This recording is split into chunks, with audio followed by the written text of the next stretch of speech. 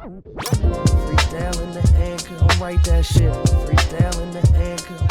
Hello, What's up? this is AirGo. That is on the record and fact check. Wow, you are on it today. Yeah, I'm on the beat today. What we do on this here show is reshape culture for the more liberatory and creative. I'm Kiss, I'm Damon. and we have a very special guest, a 3-time repeat guest, and the mayor of the city of Chicago. We got Brandon Johnson on AirGo, y'all. An intro air horn doesn't happen every day. We're excited. And as you get into this conversation, we also encourage you, as always, to go back in the audio archive and check out the first 2 conversations we had with Brandon, because you'll see some of the continuums of how he sees his relationship to his policies, how he sees the responsibility, and his relationship to movements. Yeah, it was a really great convo. We got into a lot of exploration of like the possible, what can be done from his seat, what he's learned, over these years, stepping into the environmental and political shitstorm that was the combination of flooding, wildfires, manufactured migrant crisis. We talked the migrant crisis and particularly how Black communities feel, a desire to be more prioritized. We talked about what does it mean to build investment as a vehicle for repair, and how does he see repair as part of what he can do from his seat. Some small capitalism talk, some TIF talk. Oh yeah, TIF talk was strong. And we actually get a pretty significant scoop. We got to the heart of it. We asked about the frohawk, everybody. Only here on AirGo do you get frohawk talk. I know you've been wondering, you've been curious, and we get an answer. All right, make sure that you, like Dame said, hop back in the audio archive for our conversations with him, and then the over 300 conversations with Chicagoans and beyond reshaping culture, artists, organizers, people like Angela Davis, Jamila Woods, Hanif Abdurraqib, Mayor Brandon Johnson, Mayor Zoran Mamdani, all kinds of folks. Yeah, go check us out. You can find all of our work at respairmedia.com. Subscribe to the Substack, subscribe to AirGo wherever you get your pods, absolutely. And with that, I think there's no further ado. No further ado. Check us out. Let's get into it. With Brandon Johnson. Yeah. All right, everybody. This is a special one. We have somebody from the west side of Chicago, a former labor organizer, a former educator, but you're probably always a teacher at heart, and happens to be the mayor of Chicago. Brandon Johnson's in the building. Ooh, oh, ah, e. Ooh, oh, ah, e. Wow. Ooh, oh, ah, e. This has to be the lowest budget podcast. I mean, the fact that you all have to produce, host, and you have to do the sound We effects. got to do the sound effects. This is the most 11 years efficient, strong. I should say, podcast. There we go. Yeah, no, that's The most efficient. fiscally responsible. There you we go. balance Okay. the budget around. I want to here. make Now- clear, now- we could have the buttons. We enjoy that's waste. The fact that you said fiscally responsible, I feel like you're trying to trigger me already. You're just getting started. we are not trying to trigger you. We're going to start it off the way we do. You may remember we have a tradition in how we ground these conversations. It's a 2-part question centered around time. And so I know for you, your time scale has to be on a totally different frequency than the rest of us. But in this time, whether it's this day, this season, this hour, this lifetime, in this time, how is the world treating you and how are you treating the world, Brandon Johnson? Well, I have to say, my world is really centered around my family, and they are treating me quite well. Look, as dad and husband, I think most people know what my rank is in the house. Yeah. The approval rating's still high? But it is still relatively high. Yeah, there. And, my oldest son has graduated from high school, headed off to college. My middle child is about to graduate from grammar school, headed to high school. My baby girl, I just know that she is already preparing the documents to finish high school in Brazil. She just hasn't released those documents to me yet. Yeah. And then, of course, my wife and I will be celebrating 28 years in a few weeks. That's beautiful.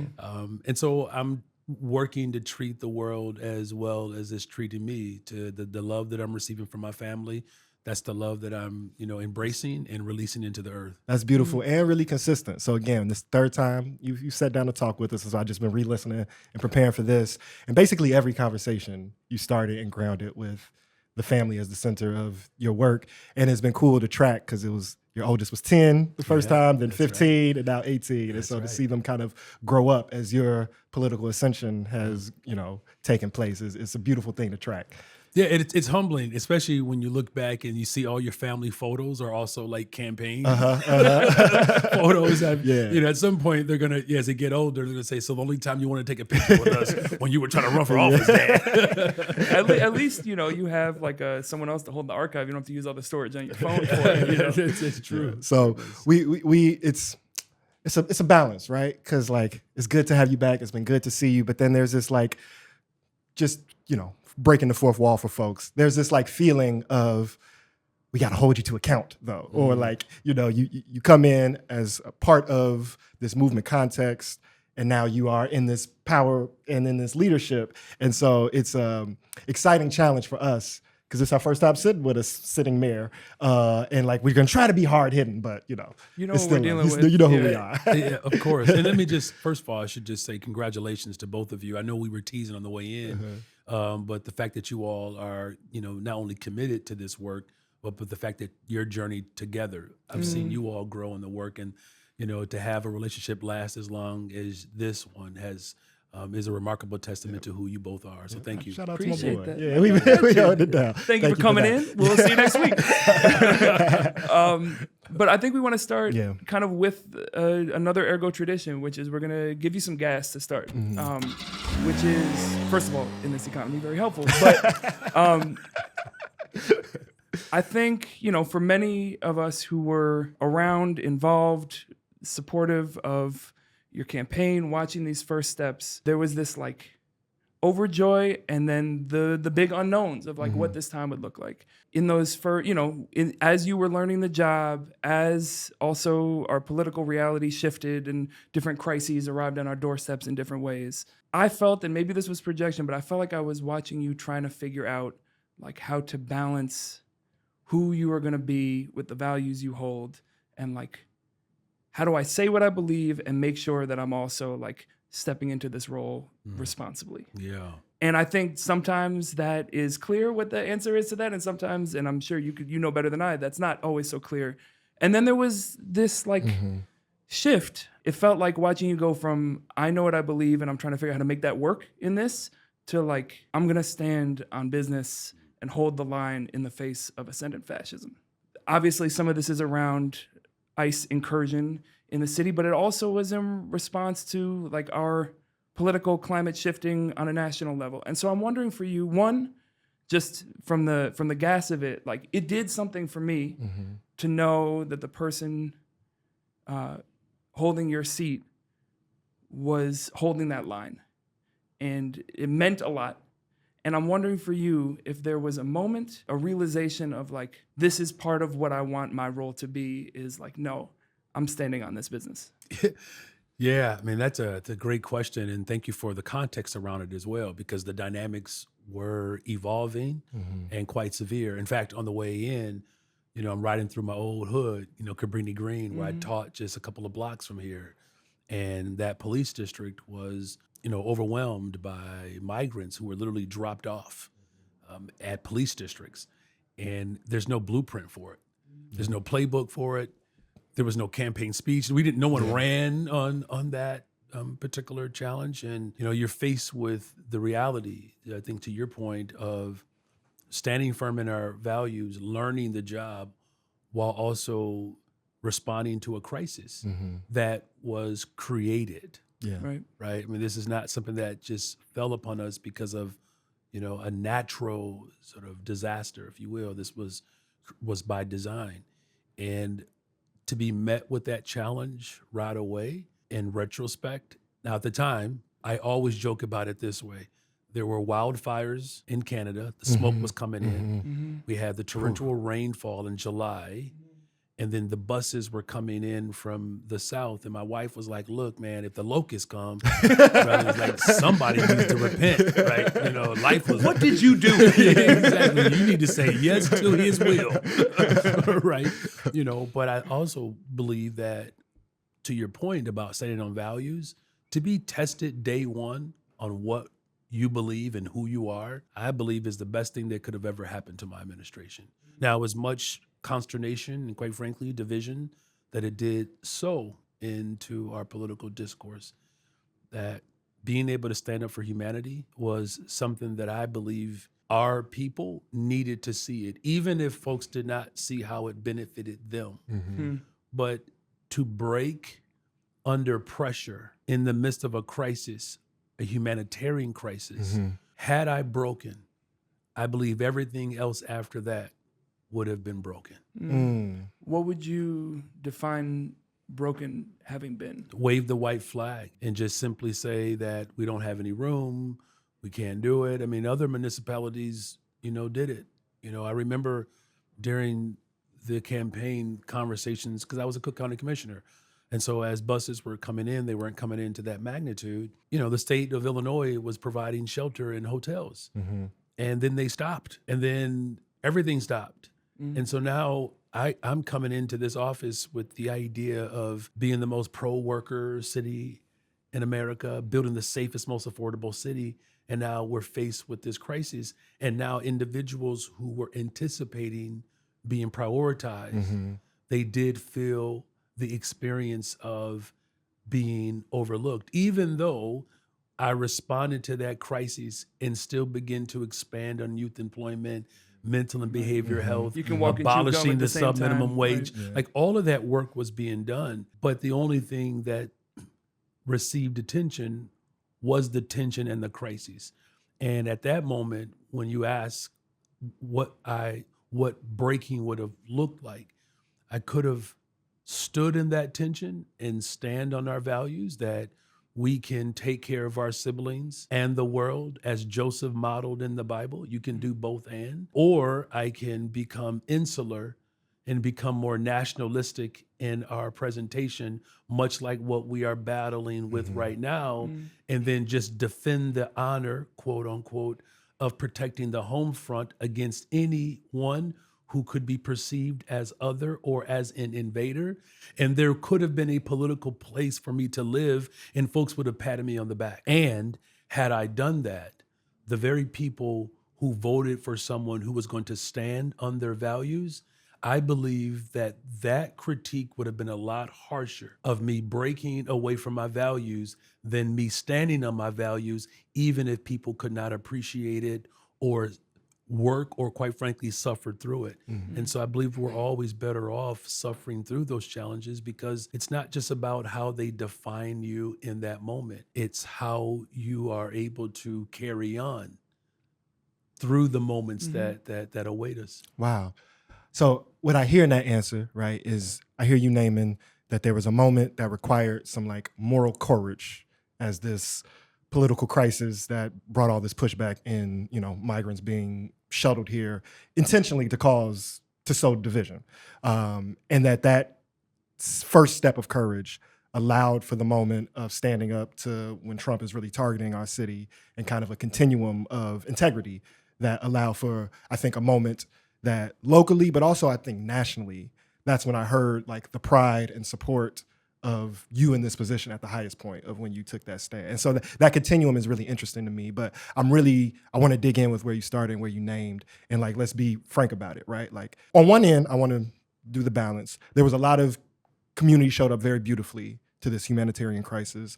We don't even talk about the fact that the U.S. geopolitically is very responsible for why that crisis brought people to our doors anyway. But then on the other hand, to be frank, there was a tone within community that I had a sympathy to, but was disappointed by. It felt like in some ways, like we were mirroring the oppression that we received coming here during the Great Migration, and a little bit of like a not in my backyard or where's my cut.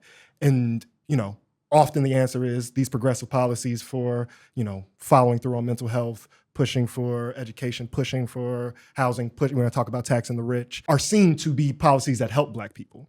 But I think for Black folks that I talk to outside of movement spaces, I continuously heard like, what has he done for Black folks? And I say, well, there's this humanitarian crisis. And the sympathy I have is like, well, we've been going through a multi-generational humanitarian crisis. So where do you cut the check or where? And so I'm curious for you, I hear you speaking to that. Is that an appropriate expectation for there to be a race-based, like you're doing this for Black folks policy or push? Or how should Black folks that feel we need to be prioritized, or at least there is a harm that needs to be robustly and explicitly addressed in resources. And it can't be like a policy, it can't be a promise, it can't be a study. People want material resources. How do you respond to that tension? Because I think that's been deep-seated for a lot of folks. It has been, right? And that did not begin with this humanitarian crisis, right? And there is an appropriate expectation for government to make good on the very people who established the framework of how this democracy would show up for the most privileged, right? We're talking about 400 years free labor, right? Our country is richer now than it's ever been in the history of the existence of this country. And that includes a time in which Black folks provided the entire structure for this form of government right now, in terms of the capital, if you will. And so it's not unreasonable. It's why I went on a hunger strike to protect the school from closing, and now that school is producing champions diet shout out. on the south side of Chicago. It's why I blocked elevators to prevent 2 administrations ago from getting to their office that are now, humbly speaking, are now held for me, right? And so it's interesting that you mentioned, the Great Migration, because if we're just being honest about it, the second migration, which is the migration that my family was a part of, where many of those individuals stayed on the west side. Yeah. We call that the decent migration here. See what I'm saying? Right. And there were a group of Black folks who were part of that first migration who felt a way about that second migration of our people, our own people. Which is true also within With other immigrant groups, from exactly, right? My own experience, German Jews and Eastern European Jews, Mexican first waves. Like this is a continuity of, we're established, now how do we respond to the people who are going through the same thing that we just overcame? Exactly, right? So there's that tension that already exists. Not to mention, I believe, what was also, ironic was that there were 30,000 Ukrainians that were here too, that were also migrating and were receiving hundreds of millions of dollars from the federal government, 30,000 of them in the city of Chicago. And there wasn't a mumbling word for it. Right. But we're also seeing this tension globally, right? Where you have South African Blacks who are pushing back, and I'm putting that mildly, against Ghanaian migrants and Nigerians who are coming into South Africa. The point that I'm making is that the tension that people are experiencing is a direct result of the role that white supremacy has played in dividing communities, conquering them, and then using that tension to allow them to get away with what they're getting away with, which we just saw the Trump administration create the largest upward transfer of wealth in the history of America to the ultra-rich at the expense of SNAP, healthcare, education, public safety, right? Talk about a divest, invest. Exactly, right? And so, you're hearing me name the tension because that expectation for Black Chicagoans to be seen, to be valued, and to be prioritized, they're not missing the mark in that expectation. The issue that we had, quite frankly, was a couple of things. One, when we abolished the sub-minimum wage to create opportunities for workers who work in restaurants, overwhelmingly Black and brown, Black women in particular benefited from that. When we talk about youth employment, and we can dig into this more, 31,119 young people hired for summer jobs. That's the most amount of young people ever hired by an administration through our Shy Youth Works program, of which 54% of those workers, those young people, are Black. The reopening of mental health clinics, right? The first mayor since Mayor Harold Washington to invest in publicly funded mental health clinics, of which from Q1 2024, Q1 2025, you saw the doubling of appointments being made. Why is that important for Black America? When the U.S. military prepares for war, they send their doctors in hospitals in our communities because the type of trauma those doctors are going to experience is akin to war-torn countries, right? And so when we invest in mental health, that is a direct benefit to repairing the harm, because that's what progressive politics is really about. It's about preparing the harm, right? And so I believe that tension that still exists around how, as a society, there's a tendency to other people constantly, because there's a constant battle for limited resources, because the way the power structure has worked is that there's only a little bit for the all of y'all, and we get to gobble up most of it. We're working to change that mindset while also dealing with the tension of how do we prioritize west and south sides of Chicago that have been intentionally disinvested in. Yeah, I want to talk about this dynamic you just named of progressivism and repair, because I think it's refreshing and reassuring to hear you name those as being in alignment. I think sometimes what gets put forward as progressive policy is we're going to do something that is less harmful than the last thing. And there's value in that, right? If this previous, industrial development dumped a ton of toxic waste, the next one, we're going to make sure they don't dump toxic waste, right? That's an example. But very often what gets left out is that exact repair of how do we, before we get to the next thing, sometimes it's as part of, but most likely it's before, make sure that we address the harms of the last thing. And that can be environmental, that can be socio-political, it can be economic. And so this comes to mind. We've been working on this project around this quantum campus development. And so much of what the tension there has been is people are still reeling from the effects of the last industrial revolution, while this new one is, with all of its bells and whistles, saying, we're here to make things better. And they're going, hey, we're still addressing the effects of that. And so either in that particular instance or in general, I'm wondering, how do you understand what might be possible from your seat when it comes to like repair and reparation for our city? Yeah, that's a really fun question. Here's why. Because you imagine the power when you don't have it. It's like a kid, man. When I get grown, I get out this house, I'm gonna have anything and everything that your parents denied you. You are committed to making sure that you get that, right? You're like, I will have so many fruit snacks when I exactly. You know what I'm saying? I can't get enough of Capri Sun right now, right? We're gonna put it in the taps like Mr. D's, right? And so it was very similar to when I took this position. Now, I think the best example is through TIFs and the surplus. Yeah. We just challenged administration after administration from daily on that these TIF dollars that Mayor Harold Washington created through the TIF structure, they were designed to develop blighted communities. And so now you have neighborhoods that are either close to downtown or downtown themselves that still have these incredible TIF districts. And the whole purpose and the design of the TIF was to repair harm, to invoke development, to create opportunity. But it's not blighted anymore. So why do you still have all of these dollars here that were designed to work on west and south sides? Or we're redefining blight. Exactly, right. Because if you keep these investments going, they perpetuate sort of the trickle down approach that we have to take care of our central downtown business district, so that the jobs don't leave, the money doesn't leave. That the money doesn't leave, and that money would be used to fund the critical programs, which has not been the case, right? And so when I became mayor, I had an opportunity to do something in the last budget to declare the largest TIF surplus in the history of Chicago. And every administration said it was impossible. And it was one of those levers where you just believe that it can work the way it's designed to work. And even when people tell you no, to walk in the position, with that youthful sort of idealistic approach that when I get that TIF lever, I'm going to take care of everybody. And we did it. $500 million into our public schools to protect, by the way, the Black Student Success Program that Donald Trump snatched resources from, right?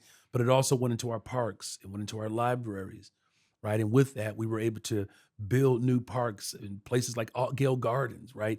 They've been looking for these type of investments for some time. In addition to, your question around repairing that harm and seeing it not just through an idealistic lens, but through like being able to execute it, was I created essentially what is the largest economic bond in the history of Chicago for economic development and housing. It's $1.25 billion, right?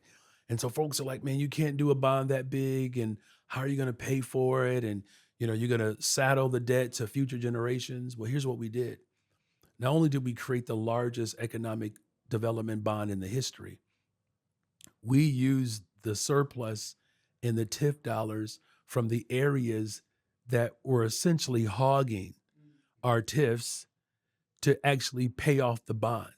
So, because in some of these communities, their TIF districts do not have enough money in there to do the type of development that we need. And so taking Mayor Harold Washington's original design to invest in blighted communities and then using the dollars of TIFs that have gone towards the development of the ultra rich to actually pay it off. Like for me, that was just like one of those special moments where I'm like, we can carry out the legacy of our ancestors while also challenging those with means to see the hypocrisy in what they've done. And so here are some examples. West side of Chicago is a good example. Madison has not had development along the Madison corridor since the uprisings right after Dr. King was assassinated. And because of that economic bond, we just cut the ribbon on a wellness center where healthcare and other supportive services are there in this incredible facility. We've expanded the Malcolm X campus on Madison, where people who are going into healthcare, which is a growing profession and demand there, where we're talking about, I believe, $19 million to expand this campus all along Chicago Avenue, from housing to wellness, Black developers, Black construction workers building housing along Chicago Avenue, the Madison corridor. We cut the ribbon last year in a brand new housing development in Inglewood, multi-unit affordable housing. It's the first in 50 years in Inglewood, right? And so these are just a couple of examples to not get overly long-winded around, again, how progressivism can provide repair to the harm that these institutions created, but using the levers that previous administrations swore we could not use. So that's where the pragmatism can work with the progressivism. It's like, actually, what if we just shift what could be framed as pragmatic or doable a little bit and try? I want to zoom out a little bit. And I kind of have the same question about two big ideas. And I'm curious, the opportunity of being able to sit with you is, in addition to the specific policies and the powers you can enact, you sit at a seat that gives you a different purview than about how systems operate. Yes. And so I think, often with most progressive politicians, but I know particularly you and your rise and the support of you, there becomes this you become an emblem for larger liberatory questions that maybe can't be accomplished in a budget cycle, for example. So I have the same question about two kind of big ideas that I think you can maybe braid together. And it kind of comes out of a joke you used to use, right? I think when you were going into the runoff and maybe when you were mayor-elect, of in the excitement trying to tamper of you said something to the effect, to paraphrase, I know I got in, but capitalism is not going to end overnight when I get in office, basically. Yeah. And so it's not going to end overnight, but we do kind of want it to end. And so I want to have the conversation of sitting at that space. You are interacting with capital in a different way. You are also, I think, the things that are being pushed for are being fought against viciously by capital and by the corporate class at large. And then I kind of want to braid in there also the question of people really are fighting for, in the abstract, this notion of participatory democracy. So the resistance and fight against capitalism and being able to have public goods, and then also people being able to participate and not just be in these hierarchical structures and not just trying to get 2 minutes on the thing, but actually be able to form policy, weigh in on budgets in a truly participatory manner. So yeah, capitalism and participatory democracy. What does sitting in your office in your seat provide to your analysis of how we address those multi-century issues? A level of exhaustion that I cannot describe. No, it's real though, right? Because now you're in the midst of it all, right? I mean, a friend of mine was teasing me about my, quote, new friends, end quote, right? So you had to interact with them. They're exactly, right? And you're their mayor as well. Exactly. That's what I was going to get at, right? And so to that point, I think about what do we all want? And people want security. and they want to live without fear. Now, I do know that there are some who have more of a sinister, element to their wants, right? But I think generally speaking, Black, brown, white, Asian, young, old, rich, struggling, poor, that a level of certainty, that's what people want. Like, I think for like capital, they had never been more uncertain, right? Probably since Mayor Harold Washington, right? Because like, okay, what did we just do? There's this middle school teacher organizer who was a Cook County commissioner, typically a level of government that people won't like look to. I mean, now we do now, especially with the challenges that we're having around property value and assessments, et cetera. But how do you find certainty in an individual that they're not familiar with, that they can't relate with, right? That's capital. And whose positions are not explicitly friendly to their. Well, I mean, all right. See, I was trying to avoid saying that, but yeah, that they. But you said the words tax the rich. No, exactly. That they felt some hostility there, right? And then you have, participatory democracy, where you have an entire segment of the population who now finally feel that they don't have to wait in line. And then now you have a group of people who have to wait in line longer, right? And so if there's one thing rich people hate, it's waiting in line. And they also, will get helicopters. It's kind of the whole point of being rich. And probably people who are roller coaster riders. Right? Exactly. So, I'm used to jumping in the front. So I think, so naming that, you're right. And I believe the way we have addressed it is that when I talk about building the safest, most affordable big city in America, who's going to argue around creating opportunities for young people? Because now what I get to do is, look, if government can put together a program like, we have this brand new pilot program. It's 2 years. We're going to our third year.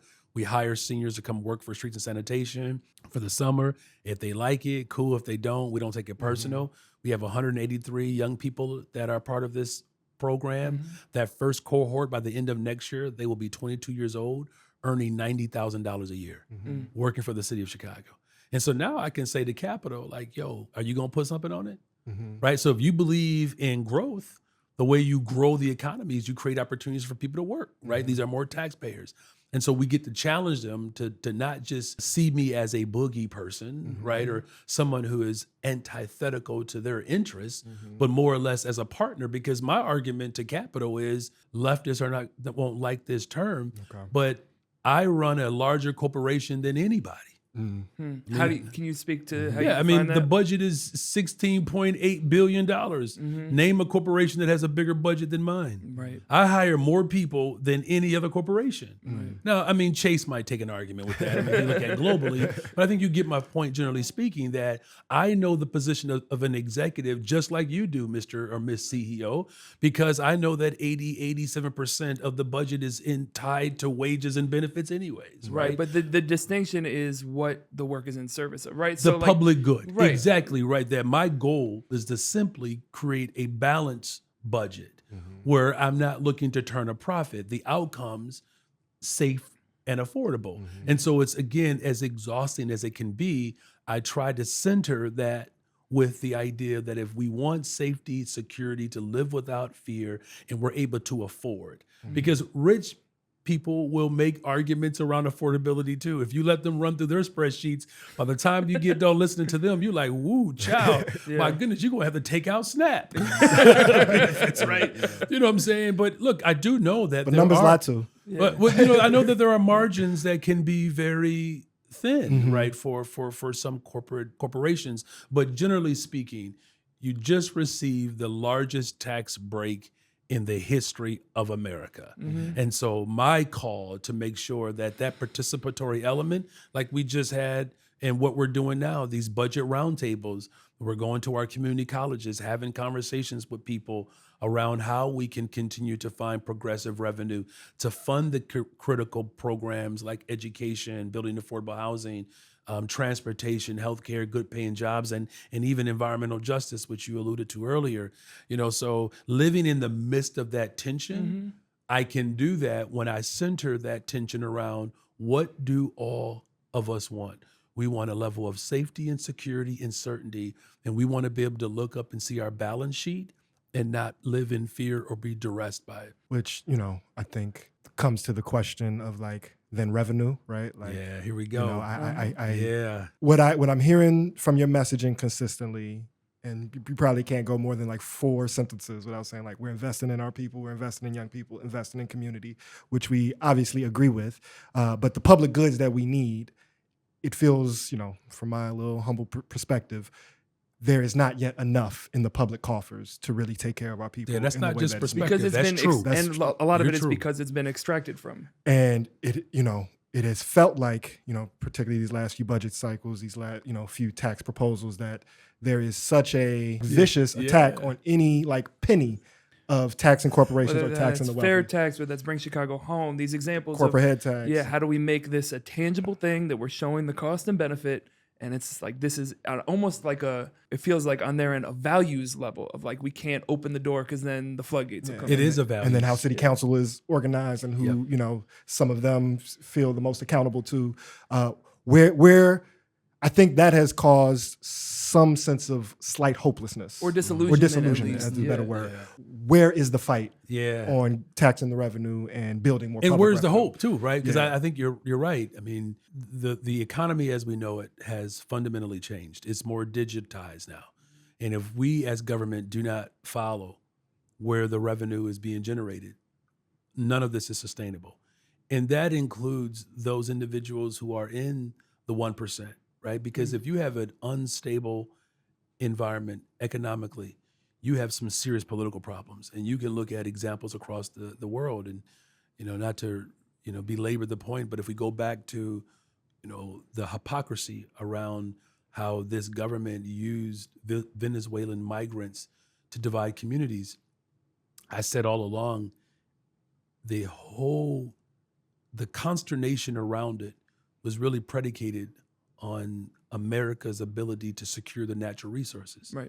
Right. I mean, if you've paid attention at all in social studies classes, which I hope you all did as a former social studies teacher, that you know that it's all about not just division and conquer, but it's about the ability to Extraction, control right, the resources, right? And then here we are 2 years later from the time in which that crisis had elevated, that Trump sends in troops to literally snatch out a sovereign leader, right? Because the natural resources there in terms of oil can enrich a particular segment of our economy that is holding on desperately. Right. So that's what I'm making the connection to, that there's still like the old capitalism through oil and certain resources that there's a segment of the ultra wealthy society still wants to hold, because they know our economy is changing. So this is a last minute ditch to create the type of division and tension to be able to consume those natural resources to make as much money as they possibly can in the meantime as our economy becomes more digitized. So here's the hope. I passed the social media amusement responsibility tax. It's a tax on big conglomerate social media tech companies that have been proven through research that have caused mental illness, quite frankly, within our young people, because they have targeted young people, billions of dollars of revenue that they have received as a result of it. It's the first of its kind. I just received an update just this week that our projection of what this revenue could generate is outperforming what we initially thought we could. The revenue from this tax is going to go directly towards mental health, so that it's protected well after my time as mayor. Mental health services. Check it out. Governor Pritzker proposed the same tax. And so the hope is that we find in this moment, as much as we recognize that there's an old guard, old money still being extracted from our economy through natural resources, that a governor was able to respond to the hope that we have pushed at the city level. So yes, we had some setbacks with Bring Chicago Home. We had some setbacks with the fair tax. The governor spent $50 million of his own dollars, and it didn't prevail. But now you're seeing a different effort here. So not only did they follow our lead, Springfield, in passing a similar tax as the smart tax, they finally passed a digital ad tax, something that I've been calling for since I've been a Cook County commissioner.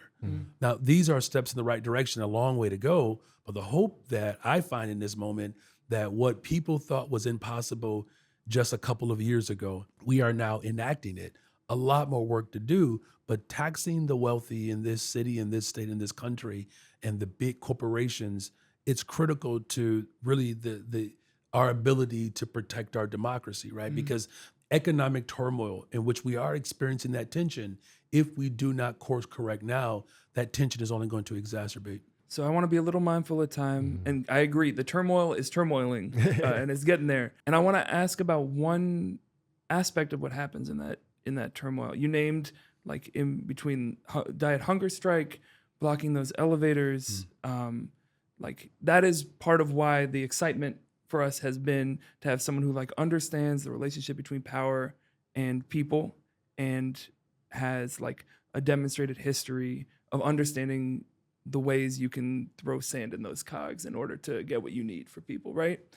And so I'm wondering whether that was through experiences around the DNC or the various levels of direct action and protest. How has your relationship to direct action, protecting direct action in our city shifted over your time as mayor? Yeah, I mean, I think the shift has been, I think we talked about this earlier, is that it was new. And the last example that we had was 40 years ago, of which, you know, I was 10 and you all were not here yet, right? I mean, that's the reality. In fact, the first one, I mean, I was barely 8 years old, right? So we didn't have a lot of practice, right? And so how do we not only secure the power, which we figured out, how do we deliver it? And one of the ways in which I believe the movement and that configuration showed up in a very dynamic way is when I broke the tie calling for a ceasefire and the releasing of hostages through, obviously, the genocide that was taking place. I was the first mayor of any major city, or maybe any. I was there. I was in the hallway. You know what I mean? To not only call for this, but to refer to it as what it is, genocide. And I will just say it like this: it has aged better. Yeah. Because in that moment, it was rough. It was I mean, there was a $10 million bounty, essentially, that was formed through a political pack to come after me. And you saw the role that AIPAC played in this last, midterms, right? And the results were mixed, but I think overwhelmingly there was significant pushback. Now, at the time, folks, didn't think that our movement could survive taking on those type of positions. And I'm also just, struck by not just the fact that we have been able to deliver on those hopes and aspirations, but we are better positioned now that we have the power than when we did not have the power, right? And that's the lane that I'm working to live in. And again, here's what we said. We said that we were going to restore the Department of the Environment, right? I made a campaign promise, and then we did it. And now 100% of our buildings are now powered, public buildings are powered by renewable energy, including both of our airports. We said that we're going to reopen mental health clinics. We did it. We said we're going to hire more young people. We did it. We said we're going to build more affordable housing. We did it. And then we did all of that. And now there's no mayor in the history of this city, at least in modern history, can say that they oversaw the city as a progressive leader where we had more visitors coming to our city than any other time in the history of Chicago, while experiencing a 60-year low in homicides. Because that's the thing that I don't think we really got a chance to really dig into in this conversation, but let me just name this, that people believe that if you elect a progressive leader, that somehow that there will be just absolute chaos and madness. And that, remember what people said, that if you elect Brandon Johnson, there'll be blood in the streets, there'll be a massive exodus. And this goes back to your question, Damon, earlier about living between, capital and participatory democracy, but we're also living, between policing and brutality.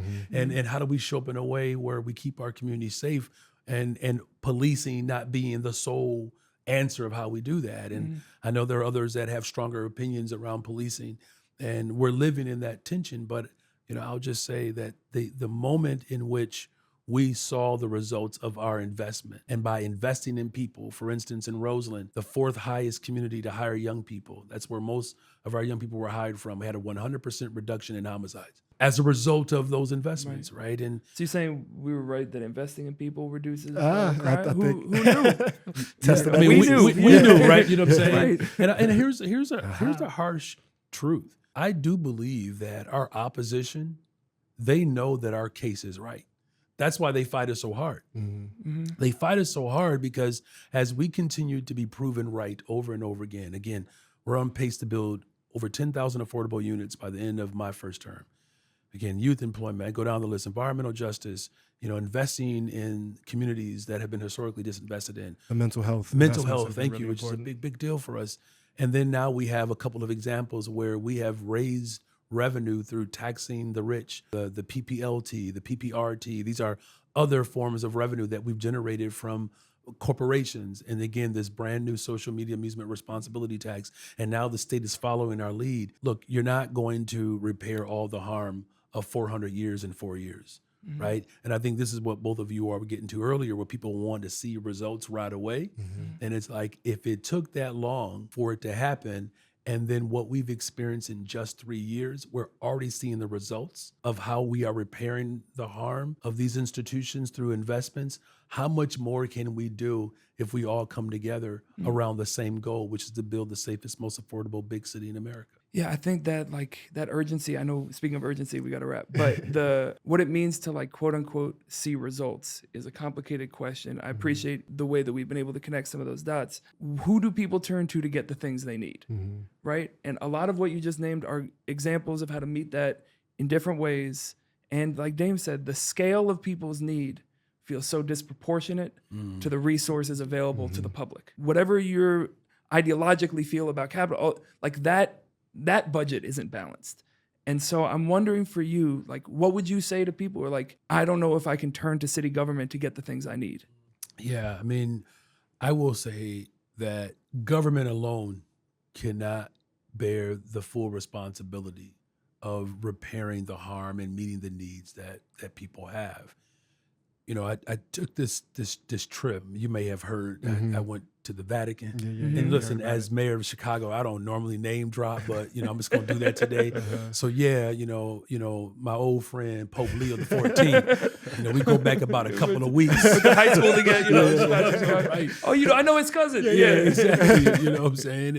And I used to run Dalton back in the right, day. you know what I mean? Right. You should have seen me. I had the Pope suit before he had the Pope suit. Right. It was a humbling encounter, right? Because, I'll just say it the way I've been saying it. His pulpit and my pen have been strong examples of how we can meet needs from our various lanes and perspectives, right? And him using his pulpit to highlight and expose how humanity has been attacked by authoritarianism. The fact that you have a pope who said out loud that the church played a role in harming Black folks through slavery and apologized for it.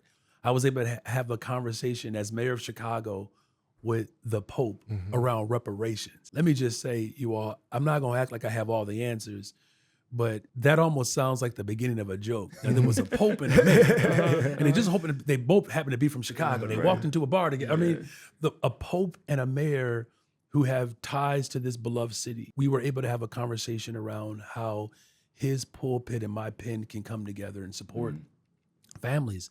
And so, I used the executive orders to protect Chicago, right? Preventing ICE from establishing raids on public property and creating a pathway for accountability. And now 10% of the country, they are currently living under executive orders that I pioneered right here in Chicago. As we move forward with our work around reparations and repairing that harm, it coincides with his position. And what I'm saying is the church has a role in meeting needs. The business community has a role in meeting needs. During the migrant mission, there were multiple Black-owned businesses that received millions of dollars to feed migrants. Migrants did not get a direct dime from Mayor Brandon Johnson. There were people that we supported that had Black-owned or minority-owned businesses to support these families, right? And so if Black, brown, local businesses, whether it's Little Village, Chinatown, Bronzeville, or Austin, or anywhere else, those businesses have an opportunity with the support of government, even with our investment bond, that if I have this investment bond that can support a small business that's hiring directly from the community, that's all of us meeting needs together. We had a foundation that dropped $250,000 into our efforts to create opportunities for young people. Now, every young person between the ages of 12 and 18 has a free YMCA membership for the next 2 months. I mean, that's huge, right? You know And what I'm those saying? courts are going to be Exactly. But that's what I know it might sound nostalgic, especially if you grew up in the 90s. Like, that's all I remember. Like, My summertime. barber yesterday proposed this exact policy. So shout out Claire's. He gonna be happy over there on 47th Street. Right on, right? I mean, because that creates community. And so again, if all of us collectively want to feel safe and secure and certainty, all of us have to play a role in creating that environment. All right, we're gonna close. You've done so much. You've risen. You are a premier ambassador of Chicago, and you are a premier ambassador of one other thing. And I've heard the streets asking about it, and they want to know where it stands, where it's going. You are probably the premier frohawk in all of America. And the And people, I've heard black people it's not being I've talked heard enough. that, You know? be curious about like, yo, where's this frohawk coming from? Where's it going? Tell people about the frohawk. And we're looking back in the archive. You didn't have it the first didn't- time. You didn't even have it the second developed. time we talked. Yeah, It's an emergent frohawk. This is a mayoral frohawk, and, Yes, and people are curious. yes. What's up with the frohawk? As the TIF funds go up, so does the frohawk. That's funny. Where does this come from? Yeah. So, I mean, look, this is crazy, first of all. This is probably the most controversial question I've ever been asked, man. This is the You real know what I issue. mean? I look, like, truthfully, I mean, if you do look at, historically, how You are such a history teacher. You know what I'm just saying? If you go back and look historically of how our people have shown up during times of transformation, there's an entire style that comes with it. If you look at all of the tribes, right, that are represented on the continent, even indigenous folks in Central and South America, there was a certain style that they would bring that was unique. And I do believe that my leadership is bringing a style that is unique. I've said repeatedly that winning is very powerful and it's fun, but getting reelected and doing the work that can continue to bring transformation, that's revolutionary. And I believe that in everything that I do, I have to depict what I believe can manifest. And that's not just in words, in deeds, that's also in style, right? So if you go back and just look at some of the warriors who rocked mohawks, perhaps that's my homework for you all to give you a little bit of a taste of why I believe that I have to be a physical representation and manifestation of the type of transformation and revolution that we want to bring. It's a warrior call. There That was we go. strong. Hey, That's the best answer I could have tip of the imagined. hat. All right. Thank you so much. Thank you so much. How can this is a silly question to ask, we ask everyone. How can folks find your work in the ways you'd like to be found? Yeah, I mean, so we're on every single social media platform. That's the best place to get information. Obviously, chicago.gov, you can go there as well. Look, everybody and their mama got my number. You know that. My number hasn't changed. So folks still Literally, text my me. daddy got your number. Still has My his pops number. do text me. Right, exactly, right.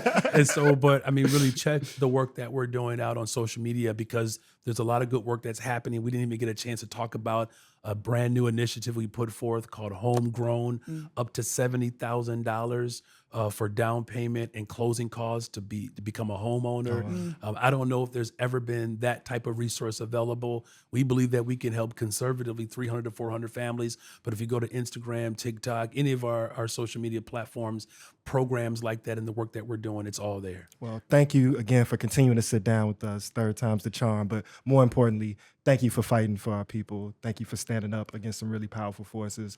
And thank you for loving Chicago. You're welcome. Thanks for having me again. All right, we'll be back reshaping culture for the more libertarian creative. Much love to the people. Peace.